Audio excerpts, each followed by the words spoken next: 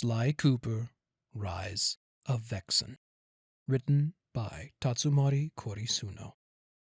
A motel in Las Vegas, 3:16 a.m., July 3rd, 2016.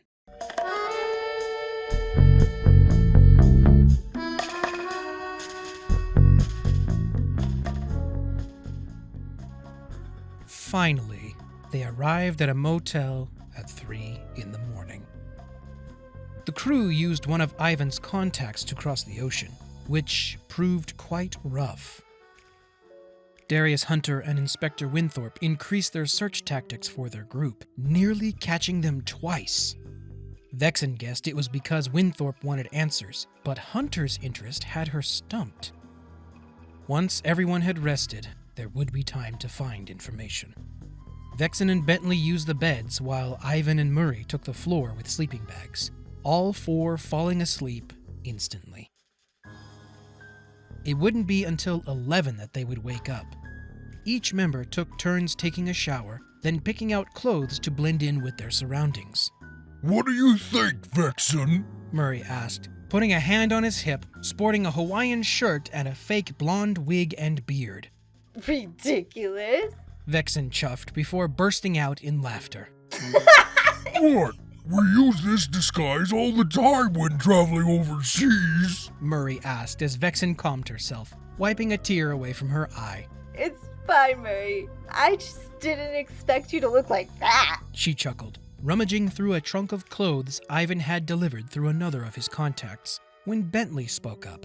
"Okay, I've managed to tap into the security cameras all over the city. From what I've found, it looks like we've beaten Hunter and Winthorp. According to the underground, Mandrill made a stop in New Zealand, but he should be here by this evening."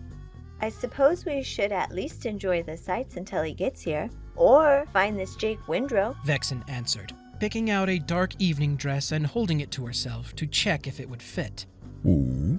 Are you thinking of hitting up the local riffraff for extra spending money, Inspector?" Ivan asked, rummaging through the trunk until he had found a comfortable but formal change of clothes, putting them on in the bathroom. No, actually. I'm considering dancing or even checking out a local art museum.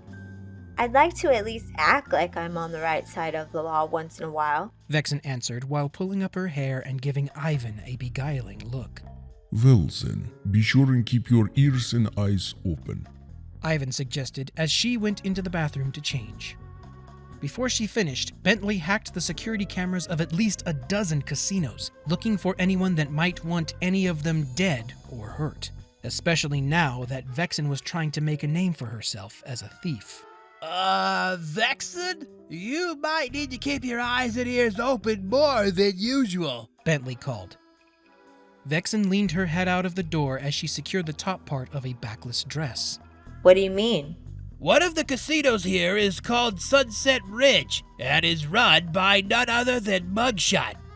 Vexen chuckled as she leaned back into the bathroom and finished her makeup, taking extra time to hide her mole, one of her many signature features. So what? Two-Gun Tony is nothing more than a bag of hot air. Besides, I don't think he'd do anything to a pretty girl like me, she said, stepping out and taking a pose in her high-split backless dress, shifting her weight to one leg. "As pretty as you look, Inspector, Bentley has a point," Ivan interjected, pressing a button on Bentley's computer and bringing up what appeared to be a digital pamphlet. "I've kept tabs on Muggshot for some time," he said. Vexen raised her eyebrow and lowered her lids, giving her a femme fatale stare. Do you keep tabs on all your competition? She asked, coming closer to see what he had brought up. Ivan nodded. "Mostly out of professional interest. Muggshot still is a ruthless enforcer. His casino also employs quite a few showgirls as entertainment and waitresses." Vexen crossed her arms and tilted her head in disappointment. So he hires pretty women to dress up and serve over-eager big spenders. Big deal, she retorted. Bentley shook his head. "It is a big deal, Vexen. Looking like that, you'll most definitely be a target. Rumor on the street says Muggshot's began kidnapping women that catch his eye to work for him. That doesn't sound like something he'd do. Sure, he's a brainless brute, but even that would be a new low for him. Not to mention, he was still in the Armadillo High Security Prison last time I checked. Word is that Muggshot received early parole for good behavior, and people can change. Just look at you. Once an Interpol officer, now an up-and-coming thief.